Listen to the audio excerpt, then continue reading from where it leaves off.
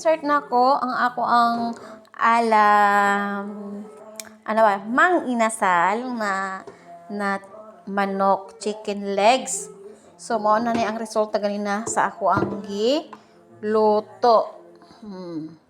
So akong balihon para anong pantay nga atong luto sa atong manok. So ato sang baliktaron no kay aron saka na to wala na ako ano dai guys, wala na ako siya gibutang sa deep fry, ako dai siya gibutang sa air fryer. Parang wala siya mantika, no? Iwas sa mantika.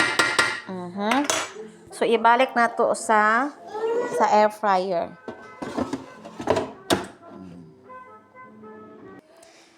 So guys, mao na ni ang akong naluto nga manok alam mang inasal. So next kaya akong pagkaluto.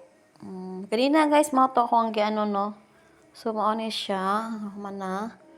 So mao na ako ang sausawan, tapos na ay salad. So nagluto pa ko og kanon. So ano ni no. So kaya kana siya sili, onions, og spring onion. So mao lang to guys, and God bless.